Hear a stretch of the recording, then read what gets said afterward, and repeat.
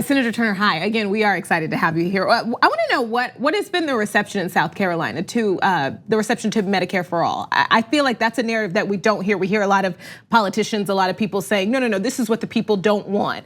And that never charts with me. No, and you're absolutely right. Your gut about this is right. I've been blessed to travel several states across this country, but particularly South Carolina. Medicare for All, or healthcare itself, is a number one priority for them, or one of the top three priorities for them. South Carolinians pay the third highest health care premiums in the country. They're only third to Alaska and North Carolina. They care deeply about healthcare. And when we were doing the town halls, not only did we do town halls, we also had focus groups with women, and they talked about the need for healthcare. And we know that the healthcare outcomes, especially for Black women, are more bleak than any other group, and especially in the area of maternal healthcare. Maternal death rates are high. Infant mortality, they really care deeply. And so many people told stories about not wanting to go to the hospital because they didn't have the money, or, even if they had insurance, delaying some of the procedures that their doctor instructed them to have because they didn't want to have a bill. Mm-hmm. Yeah. I was watching some of I believe it was the Ohio campaigning with Senator Sanders and Representative Ocasio-Cortez, and she talked a little bit about the argument around funding programs like Medicare for All. She was talking about the Green New Deal too, and she really expressed the frustration I've had that every time this topic gets brought up in a debate, and it does every time, generally is the first topic, you get the question of, is it gonna raise taxes? And the question of how are we gonna pay for this? Framing on this issue that we don't see in other topics. And it feels to me like it's an attempt to scare people off before we even get into the substance of what these programs can bring, to only be focused on the great costs that might come with it. Do you think that sort of thing, whether it's on the debate stage or when these candidates appear on CNN, MSNBC, is that going to be successful in scaring people off from learning more about Medicare for All? No, I don't think so.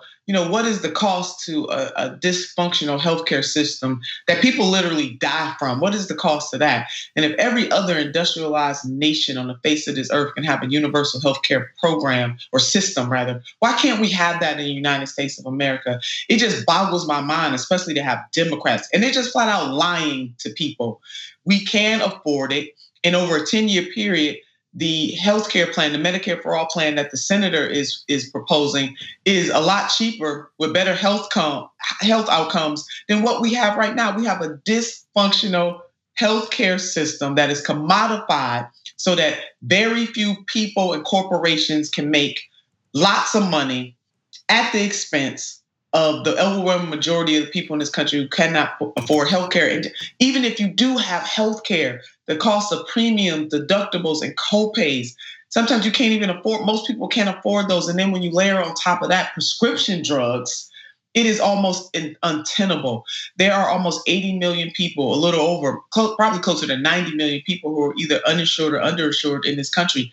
The weight of the lack of healthcare or access to healthcare in this country, we can no longer sustain. So for any Democratic candidate that is selling the American people this BS, and I'm not talking about Bernie Sanders, really shame on them, because they are flat out lying. We can afford it. We can afford to give tax breaks to multimillionaires and billionaires. We can afford to continue to fund a military industrial complex that causes, war and disruption, and again, making mega corporations wealthier at the destruction of people in other countries. If we can afford to do all those things, then my God, we can afford to have Medicare for All. And I want to make one other point on that point, which is when Medicare, and we as a country, as a nation, have been trying to move towards this since President Truman.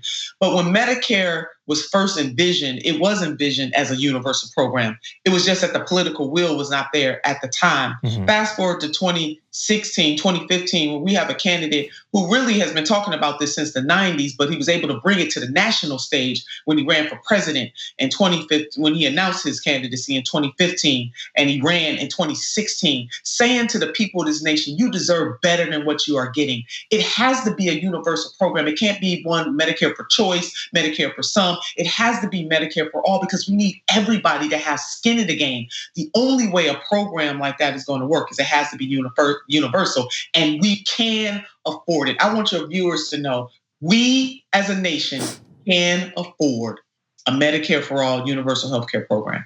I agree. You were talking about just a minute ago some of the awesome women that you were working with on the Medicare For All tour. Of course, you've also got a few others that have recently joined onto the campaign by endorsing Bernie Sanders. There's AOC, who's with him in Ohio, but Ilhan Omar. In Iowa. In Iowa, sorry, and Ilhan Omar as well, and he recently toured a food pantry with Rashida Tlaib. These are the biggest rising stars in the party right now. What is it like to have them come out in support of his candidacy and now to be doing these trips around different parts of the country with him? It adds another layer of excitement. It really rallies our base, which is a good thing. And it also shows that all of the detractors who were talking all that nonsense against Senator Sanders, he's too old, he's too white, he's out of touch. What the symbol of all of these women, the women that you named and the women that I named, and even women who don't have fancy titles and a lot of national cachet. What it says is that the women for Bernie across this country, across ethnicity, race, religion. I want to give a shout out to my sister Linda Southsor. Across all of the identities, that these women are standing up side by side, saying that the vision of Senator Bernard Sanders is the vision that we believe that this country deserves, and that we're standing by his side, pushing this agenda, because we know that Americans in this country deserve better than what they have been getting. The people of this nation deserve better than what they were getting. And so all the detractors, now they're gonna have to find something else to say about the senator, because it's obvious. And also, there was a stat that just came out that the senator is outperforming every other candidate with, you guessed it, suburban women, in donations. So, they're gonna have to find something else to try to attack the senator on. And it's gonna be pretty hard, because he is really, as Cori Bush put it, we rocking with him because he rocking with us. And women across this nation, whether it's their pocketbook, teachers, Walmart workers, or whether it's the fine women that you just named, we are standing side by side with the senator, and we want to see his progressive vision become a reality for people in this nation.